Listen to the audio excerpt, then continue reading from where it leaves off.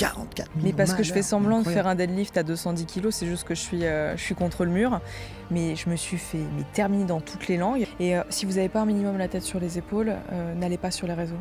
Ces gens ne me connaissent pas, je ne les connais pas. Demain, j'aurais déjà oublié en fait les messages. Et c'est purement, c'est méchant en fait. C'est gratuit. C'est spécifique au réseau parce que le ton ne monterait jamais comme ça dans une même pièce. Jamais. Juste pas d'accord.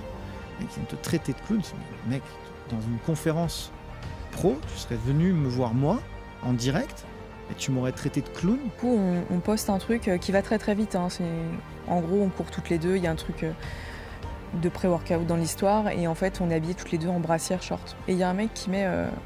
elles sont moins habillées que les femmes au bois de Boulogne. Mais sur Facebook, je me suis fait insulter comme jamais je me suis fait insulter. Et plus grave, justement, plutôt par des enseignants. Tu vois. Bonjour à tous, nouvel épisode. Je reçois Yasmine El Coach d'Instagram, directement ici sur YouTube. Mais attention, on va partager des astuces réseaux sociaux basées sur nos expériences. D'abord, qu'est-ce qui a vraiment le plus cartonné? Pourquoi? Qu'est-ce que ça nous a apporté, nous, en tant que créateurs de contenu? Deuxièmement, restez bien avec nous parce que là, vous allez vous marrer. Les flots de haters. Qu'est-ce qu'on a pris comme vague sur certains posts et comment on les a gérés? Et puis enfin, le mystère inverse. Pourquoi parfois certains posts ultra travaillés plantent complètement? Mais avant ça, n'oubliez pas, abonnez-vous, soutenez-nous en partageant, commentez parce que nous, on répond. On est là, on est présent et on répond. Et tout au long de l'épisode, on vous partagera toutes nos astuces pour optimiser vos réseaux sociaux. Allez, c'est parti. Alors, je reçois aujourd'hui Yasmine El Attar. Yasmine, vous la connaissez sans doute si vous me suivez sur Instagram, parce qu'elle vient apporter la petite touche fraîcheur, la petite touche malice qui me manquait un petit peu. Donc, c'est ma partenaire d'Instagram. Et aujourd'hui, je suis content de la recevoir sur YouTube. Yes. Je suis ravie. C'est cool de venir. On va parler toujours dans la légèreté avec Yasmine, c'est ça qui est cool. Et là, vous savez, elle a son compte Instagram, elle partage énormément de choses depuis plusieurs années maintenant sur les réseaux. Et du coup, on avait envie ensemble de partager certaines de nos meilleures anecdotes, certaines de nos pires anecdotes. C'est vrai que c'est assez mystérieux le monde des réseaux sociaux, et notamment l'algorithme Insta, et aussi comment les gens réagissent. Des fois, on prend des fours monumentaux. Et c'est, en tout cas de mon point de vue, c'est pas justifié. Des fois, il y a des trucs qui cartonnent, absolument cartonnent, et on ne sait pas trop non plus pourquoi. Ouais. Du coup, on va essayer de mélanger nos expériences respectives, de les partager, et puis de se dire, tiens, comment à ce moment-là on a réagi pour essayer de corriger le truc, et comment ça pourrait peut-être aider les gens qui nous écoutent à prendre à leur tour la parole sur les réseaux, et peut-être optimiser un petit peu leur message, et en tout cas peut-être à faire en sorte que la prochaine fois qu'ils nous suivent, qu'ils nous like et qu'ils partagent, on ne se prenne pas le même râteau. Alors, tiens, c'est quoi on va commencer positivement, ton meilleur buzz ever, c'était quoi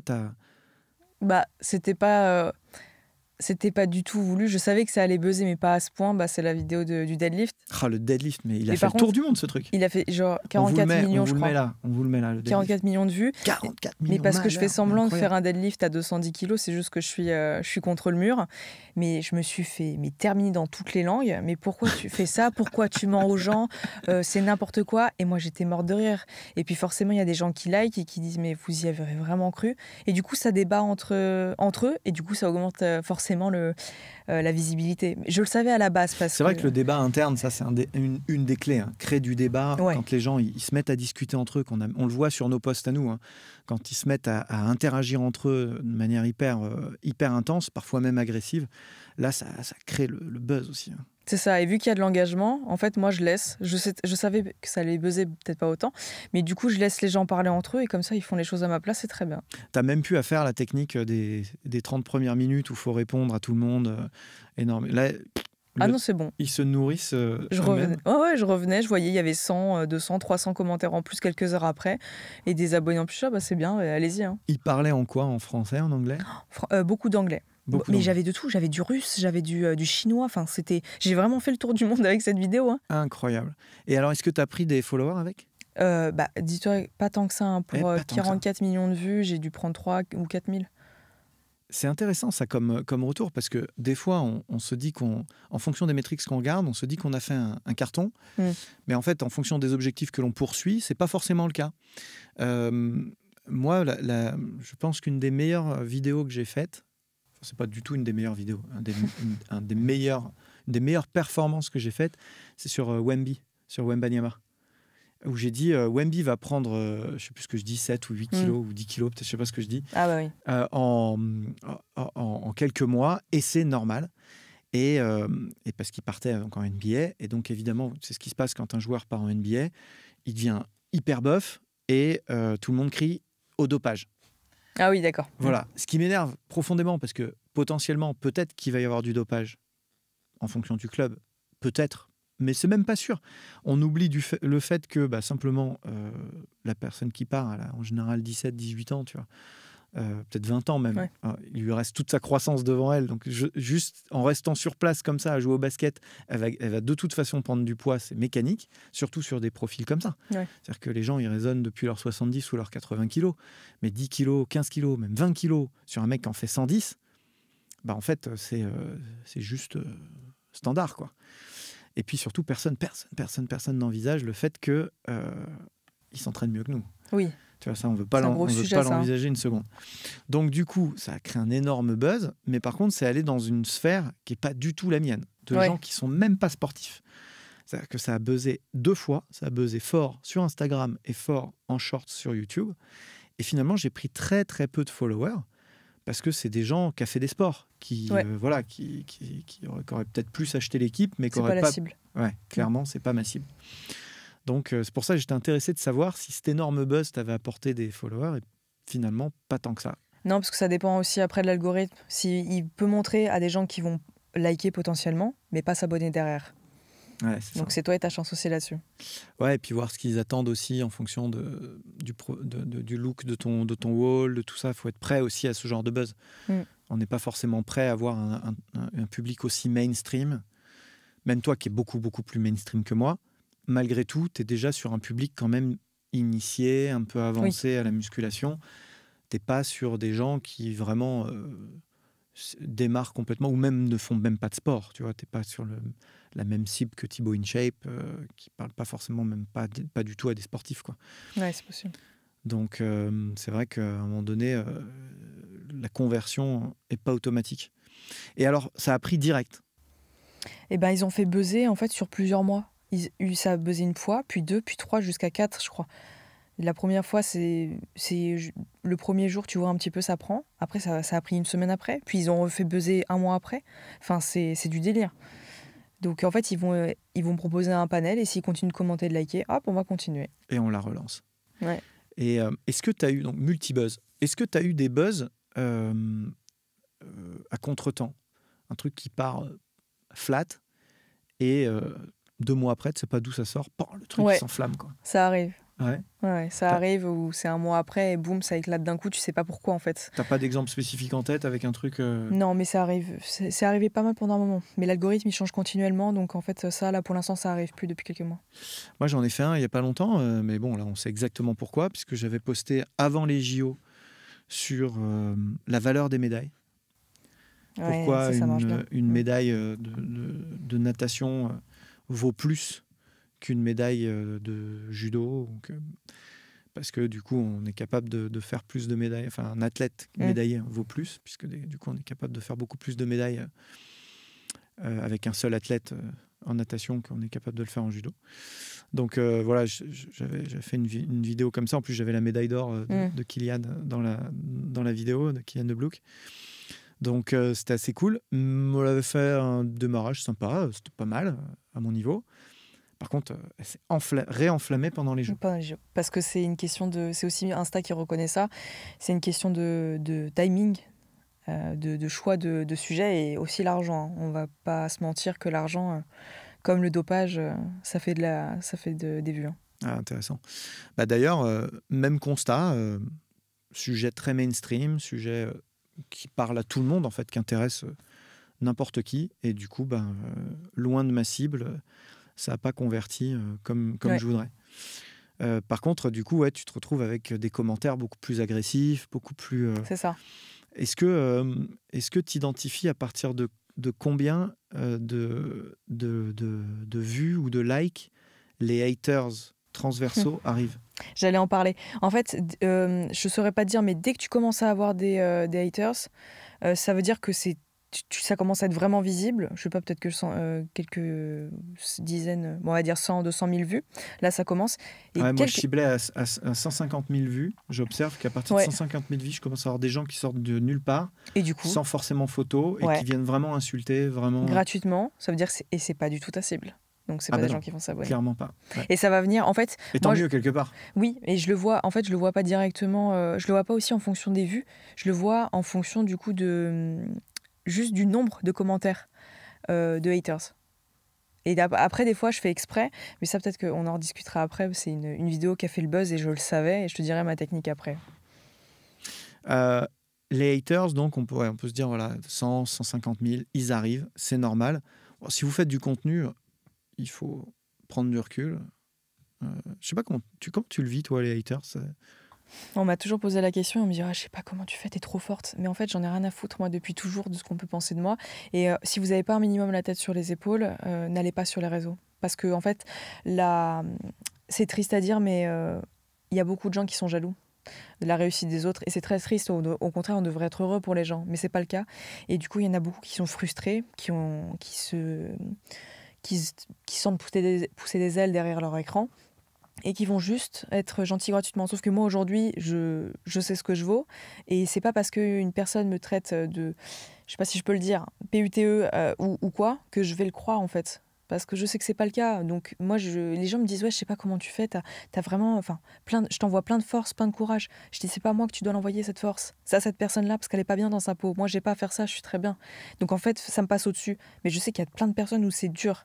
Mais n'allez pas sur les réseaux si vous êtes atteint par le moindre commentaire. Parce que c'est tous les jours. Alors après, il y a le commentaire des haters, gratuit, aveugle, souvent peu argumenté. C'est ça. Généralement pas... C'est sans fondement. Pas très avancé non plus en orthographe. On arrive à prendre facilement du recul là-dessus. Là où c'est plus dur, j'observe chez mes contemporains, quand j'échange avec d'autres créateurs de contenu, je les vois parfois touchés, tu vois, profondément quand il s'agit de jugements de valeur technique plutôt, tu vois, de jugements méthodologiques, scientifiques, tu vois, où les mecs vont t'attaquer en disant non, là, tu te trompes, tu dis vraiment n'importe quoi, tu n'avais pas le droit de prendre la parole là-dessus, tu n'es vraiment qu'une... Ok, on a le droit de dire ça. Et tu vois, on est sur un... Il y aura un bip. On est sur un niveau de toxicité et d'agressivité qui est un peu différent et qui peut toucher différemment. Ça peut même être passif-agressif des fois, tu vois. Ils vont pas aller jusqu'à t'insulter. Exactement. Ou ils peuvent être très condescendants, te mettre un pavé comme ça. Comme ça nous arrive. Et oui, ça nous arrive tout le temps. Et ça, du coup, toi, tu arrives à bien prendre de la distance par rapport à ça aussi? Ouais, j'ai vraiment pris le recul dès le début. Après, ça va, j'ai pas trop de haters non plus. Mais je me dis, quand ça arrive, c'est une bonne chose parce que ça veut dire que je suis en train de buzzer. Mais en fait, ça me passe au-dessus. Parce que vraiment, je ne prends pas en compte... Ces gens ne me connaissent pas, je ne les connais pas. Demain, j'aurais déjà oublié, en fait, les messages. Et c'est purement... c'est méchant, en fait. C'est gratuit. Et du coup, c'est juste... parce qu'ils sont pas bien eux, mais moi j'aime pas un truc en fait sur Instagram, je trace ma route en fait. Ouais, c'est ça le plus important. Ça m'a toujours étonné d'être obligé de... Enfin, sauf quand il y a une prise de parole qui est très engagée, très engageante et qui vraiment choque tes propres valeurs, où je comprends que les gens aient besoin de... Mais j'ai toujours eu plus de mal à comprendre pourquoi il y avait besoin à un moment donné de rabaisser le discours de quelqu'un sous prétexte qu'il avait pris la parole et pas toi. Mais ok, c'est intéressant. Bon, en tout cas, effectivement, les gens qui nous écoutent, je pense qu'il faut arriver à prendre du recul sur ces trucs-là parce que c'est... Parfois, je les sens toucher, les gens, même pas des créateurs de contenu. Oui. Je les vois dans les messages, dans le chat, prendre parti pour ou contre une vidéo que j'ai faite, d'ailleurs. Des fois, c'est pas parce qu'ils sont pas d'accord qu'ils sont méchants. Bah oui, c'est ça, t'as le droit de pas être d'accord. Des fois, il y a des prises de position pas d'accord, très respectueuses et très constructives, et puis des fois très à propos d'ailleurs, souvent. Et puis du coup, ils vont se faire contrer par d'autres gens qui sont pas d'accord non plus, puis ça devient violent. Et là, on les sent touchés émotionnellement dans la discussion. Et c'est vrai que c'est spécifique au réseau parce que le ton ne monterait jamais comme ça Jamais. dans une même pièce. Jamais. Tu vas aller voir quelqu'un dans la rue et lui dire « J'aime pas ce que tu fais. Allez, bonne journée. » Ouais, c'est incroyable. Hein. Ouais, et c'est Ça parce va même que... plus loin que ça, parce qu'effectivement, il y a des gens qui font du contenu, qui sont permis de venir me traiter de clown, en plus juste parce qu'ils ne sont pas d'accord. C'est même pas qu'ils ont raison ou j'ai tort. Ils sont juste pas d'accord. Mec, ils viennent te traiter de clown. Mais mec, dans une conférence pro, tu serais venu me voir moi, en direct, et tu m'aurais traité de clown. Parce qu'ils sentent exister à travers les réseaux, et c'est comme ça. Donc en fait, c'est pour ça que je dis... tout sens commun. Ouais, je dis, moi, j'ai osé. Et du coup, je continuerai, en fait. Parce que je vis ma meilleure vie aujourd'hui. Donc, peu importe ce que j'explique aux gens, peu importe ce que les gens vont me dire, j'aurais oublié, quoi. Ça me rappelle les mecs qui me faisaient la gueule. T'as connu les booms, toi ? Il y avait encore des booms ? Non, je suis trop jeune. Ça a loupé quelque chose. Bon, t'as connu les soirées. Oui, voilà. les boîtes, oui, bien sûr. On est là, mais même plus jeune, tu sais, que t'as 13, 14 ans, tu fais tes premières soirées dansantes, je sais pas comment on les appelle. T'es dans le garage des potes ou dans le salon de ton pote qui a une maison. Et puis, tu sais ce qui se passe, les filles, elles dansent. Et les garçons, ils sont assis autour, tu vois, en train de se chamailler, de se pousser, machin. Et puis, t'en as un ou deux qui se lèvent et qui dansent, tu vois, et qu'emballent. C'est pas les plus beaux, c'est pas les plus grands, c'est pas les... Mais c'est ceux qui se sont levés. Et les autres, au lieu de se lever à la prochaine boom, ils t'en veulent. Exactement. Ils te font la gueule. Exactement. De toute façon, il est laid. Écoute, oui, peut-être. Mais en tout cas, j'ai ramené. Voilà. Et c'est un peu pareil, les réseaux sociaux. Tu as ce phénomène assez drôle de gens qui restent assis comme ça et qui te regardent en t'en voulant, tu vois, de faire un truc qu'ils n'osent pas faire. Mais faut prendre du recul. Je me rappelle d'un épisode où on a pris une bonne vague de feu quand même. C'était nos premières vidéos avec la bécasse. On avait commencé fort. J'étais, arrête bécasse. Il m'avait dit je sais pas si on le garde. J'ai dit si, on va le garder. On le garde. Et on a fait mais rien que pour ça, plus de 5000 likes. Juste parce qu'il y a bécasse, donc t'es passé pour un... Qu'est-ce qu'ils ont dit déjà ? Macho misogyne, j'imagine. C'est ça. Et moi pour une... Ouais. Donc j'ai dit c'est parfait. J'ai soumise. Voilà. Et j'ai dit mais moi je sais que c'est pas le cas. Donc en fait vous aurez beau le dire des centaines de fois, ça change rien. On vous la met là cette vidéo. Tiens, vous irez la voir si vous voulez en commentaire. Dites-nous ce que vous en pensez. Vous si le bécasse vous a fait rire ou si le bécasse vous a offusqué, ça nous intéresse toujours. Mais c'est là aussi qu'on avait vu comment fonctionnait l'algorithme. C'était assez drôle parce que on sait qu'il fonctionne par pool de 1000 personnes à peu près, ça doit être un truc comme ça. Et donc il te présente à 1 millier de personnes, ou peu s'en faut, et puis il voit comment il réagit, et ensuite il propose à 1000 personnes différentes ou 1000 personnes similaires, ou il ne le représente pas. Ouais. Donc si ça marche pas, il le représente pas. Si ça marche, il essaye des personnes différentes. Si ça marche très fort, il présente au même à plus de gens. Et là, on a vu que nous, ça marchait moyennement, en fait. Dans le pool pour nous, c'était beaucoup. Mais dans l'absolu d'Instagram, il y a des buzz bien plus élevés, évidemment. Ouais. Et du coup, ça changeait de 1000 personnes tous les 2-3 jours, là. Et donc, à un moment donné, on est tombé sur le lobby féminin vegan anti-mec. Hein. Et là, du coup, putain, là, j'ai pris cher, grave, parce que... Elles n'ont pas de second degré du tout. En fait. Bah oui, c'est ça. Et ça a buzzé pas du tout pour le truc initial, quoi, où on parlait du squat. C'était un truc instructif. Ils ont juste retenu ce mot-là, ça leur allait pas. Donc, Après, il y a eu les 1000 mecs sauveurs de la jante féminine qui sont venus me faire la leçon en disant encore un mec qui vient faire la leçon à une nana sous la barre. Encore un mec qui lui interrompt sa séance. C'est terrible, quoi. Ah oui, c'est vrai. Mais comme si c'était pas... Tu vois que c'est pas vrai. Ouais. Non, mais c'est terrible, hein. Tu vois que tout ça n'est que farce et illusion. Tu le vois, ah, mais tu peux faire croire n'importe quoi aux gens. Incroyable. Et ça, c'était un beau buzz. C'est quoi, toi, ton pire bashing que t'es pris C'était il y a pas longtemps, c'était avec Eva justement, et en fait on poste, elle a buzzé ça là, c'était mon anecdote drôle. Et du coup c'est elle qui le poste, donc c'est elle qui fait la collab, donc elle peut faire toutes les modifs. On vous met le profil d'Eva là, c'est une copine à nous, une élève à moi, elle fait le CQP à Paris avec nous à l'INSEP, et de belles qualités en force athlétique, belle athlète, et elle a un super compte. Et du coup on poste un truc qui va très très vite, hein, en gros on court toutes les deux, il y a un truc... de pré-workout dans l'histoire, et en fait on est habillés toutes les deux en brassière short, et il y a un mec qui met elles sont moins habillées que les femmes au bois de Boulogne. J'ai dit à Eva, la classe, j'ai dit à Eva, bienveillant, J'ai dit, meuf, il va buzzer ce post. Épingle le commentaire. On est à 200 000 likes. Wow. Je le savais. Parce que ça, c'est quelque chose qui fait réagir. Et du coup, j'ai demandé à tout le monde d'aller liker le commentaire et de parler avec la personne. Ça fait des milliers de commentaires. Incroyable. Voilà. Donc, quand tu commences à connaître, tu sais déjà ce qui marche. Et j'ai dit, pour montrer à quel point j'en ai rien à faire. Je suis habillée. Ah oui, Qu'est-ce que ça peut te faire ? Tu as raison, faut prendre du recul et s'en servir. Exactement. Et puis, des fois, tu as des environnements aussi qui sont plus propices à la critique que d'autres. Moi, je crois que le truc où j'ai le plus pris d'insultes, globalement, j'en prends pas beaucoup quand même.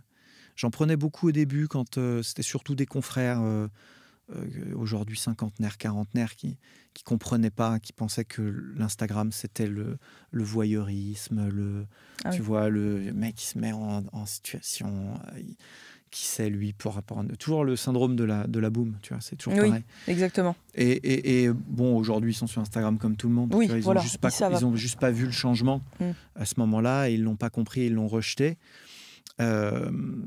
Mais hormis ça, j'ai jamais eu trop de haters réguliers ou de gens malveillants. Par contre, je me suis fait dégommer il y a pas très longtemps avec Major Movement. Ouais. En fait, j'ai fait une vidéo. On a fait un super podcast. Tiens, on vous met le podcast en question sur la chaîne de Major sur les étirements, qui est, je trouve, un très bon épisode. Oui, je l'avais écouté en plus. Un très très bon épisode qui a eu beaucoup d'engagement. On fait un point assez complet, assez agréable sur les étirements. Et au beau milieu de ça, je prends la parole sur, hors contexte, sur l'EPS et sur ce que j'aimerais voir moi en EPS pour mes enfants.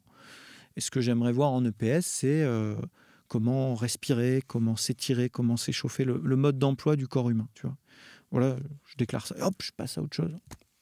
Il n'y a absolument pas d'animosité ni dans le propos, ni dans le fond, d'ailleurs, sur l'EPS en France. Je pense que c'est une belle discipline. Je pense qu'on a des profs parmi les meilleurs du monde. Je pense qu'on a plein de choses super. Mais je pense juste que le paradigme dans lequel on se situe est un paradigme sportif quand même orienté sur la performance, et qu'on est plus sur l'éducation sportive que sur l'éducation physique. Bon, c'est mon avis, ça se trouve, je me trompe. Tout ça n'est pas très grave. Par contre, je me suis fait défoncer sur Facebook. Mais sur Facebook, faut pas y aller, il faut pas lire les commentaires. Sur Instagram, c'était plutôt positif. Il y a eu quelques profs de PS qui sont émus du truc. Mais sur Facebook, je me suis fait insulter comme jamais je me suis fait insulter. Et plus grave, justement, plutôt par des enseignants, tu vois. Et donc là, j'ai épinglé 2-3 commentaires aussi. J'ai dit, putain, c'est quand même... ça m'interpelle que de me faire insulter par le corps enseignant quand même. Oui. Surtout que... Ils sont divisés. C'est pas comme si j'avais annoncé en tant que ministre une réforme qui vous multipliait le temps de travail et divisait la rémunération. Quand même. Il me semble que j'ai pris une position qui n'est pas non plus fasciste. Tu vois. Oui. C'était quand même très raisonnable. Les mecs sont partis en vrille, mais complet. Donc je me suis pris toute la corporation pleine gueule et ça a buzzé. Enfin, une partie, pardon. Je reformule, une partie de la corporation, parce que j'ai eu plein de messages privés qui n'étaient pas du tout comme ça. Et inversement, sur Instagram, j'avais des profs de PS plus jeunes qui partageaient complètement mon point de vue et qui m'ont dit « Ah non, mais tu as tout à fait raison. » Et justement, nous, on essaye à notre niveau, dans notre bahut, de développer des choses comme ça, et on interprète le programme dans ce sens-là, et c'est ce qu'on fait. Mais ils étaient complètement d'accord pour me dire qu'effectivement... Donc il y avait pour le coup, 2 salles, 2 ambiances qui... Mais là, j'ai pris cher. Wow. Il y a des gens qui sont très fermés d'esprit après. Il y en a beaucoup qui ne se remettent pas aussi en question. C'est les gens de Facebook, en fait. Mais même moi, je vais voir des fois sur les publicités sur Facebook. J'y vais très rarement. C'est quand même pas la même... au niveau de la tranche d'âge, c'est pas la même chose qu'Instagram. Et il y en a qui... C'est incroyable, et comment ils parlent des gens. Ah ben on va voir si ici, avec les extraits qu'on va poster, puisqu'on va en mettre un peu sur Instagram, un peu sur Facebook, on va rigoler. On verra où ça... Et sur YouTube. YouTube, c'est ouvert, tout est possible aussi. Le support fait aussi peut-être, tu vois, le fait qu'on puisse écrire plus sur Facebook, ça permet de s'épancher peut-être un peu plus. Sur Instagram, tu as moins tendance à le consulter sur l'ordinateur aussi.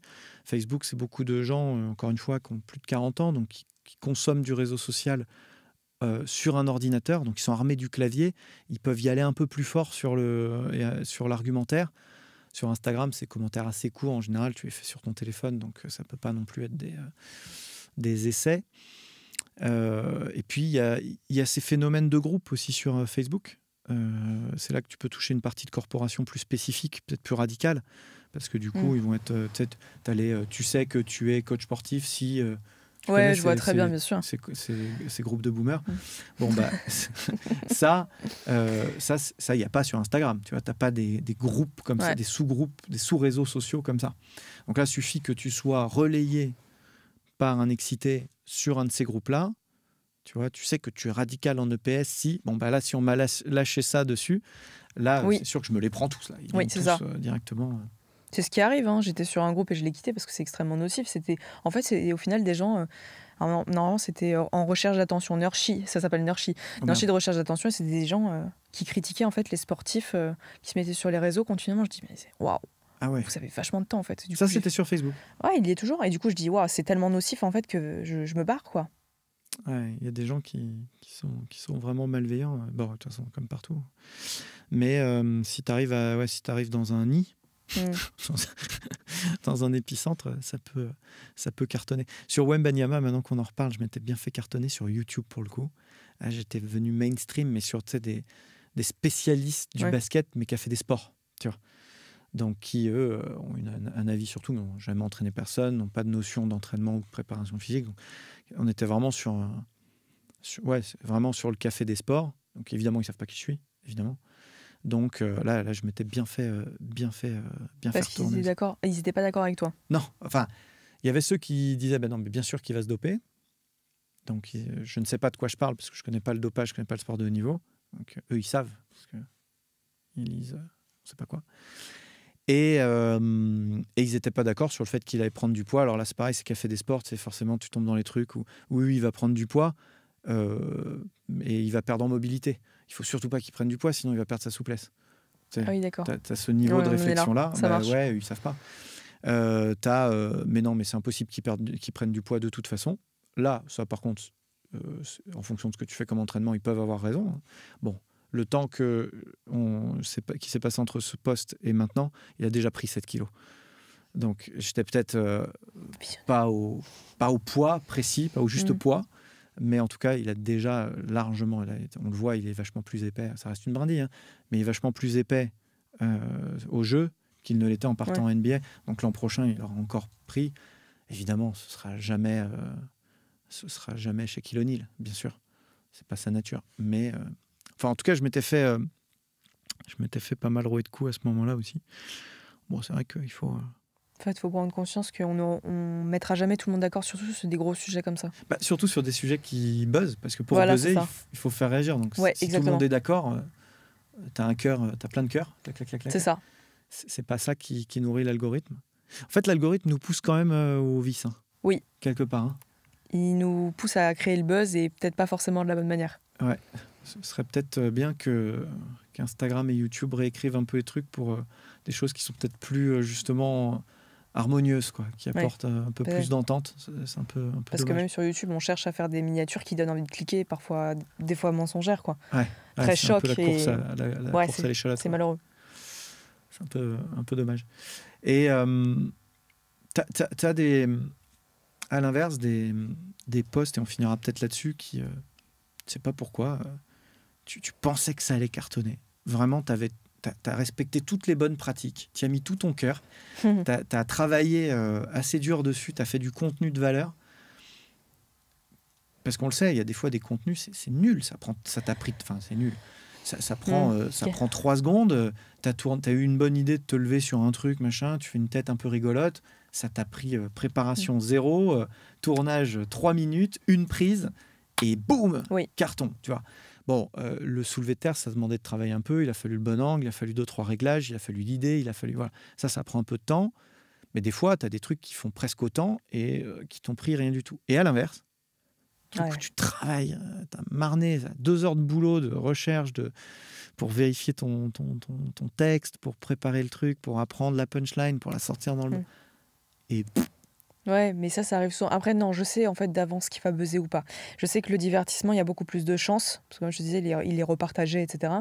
Et en vrai, c'est là où tu prends le moins de temps. Donc, Insta pousse aussi à pas forcément bosser, c'est malheureux, mais je bosse de plus en plus mes vidéos quand même, parce que j'ai le temps pour. Donc, les vidéos instructives marchent de plus en plus, donc c'est assez rassurant, mais c'est le message que je porte derrière aussi, hein. Donc, il y a un moment, je savais que je faisais que de l'humour. Forcément, je fais que de l'humour. Le moment où je fais, bah, si tu veux passer ton premier muscle up, si tu veux tenir en handstand, beaucoup de travail, beaucoup d'écriture, pas de visibilité. Ouais.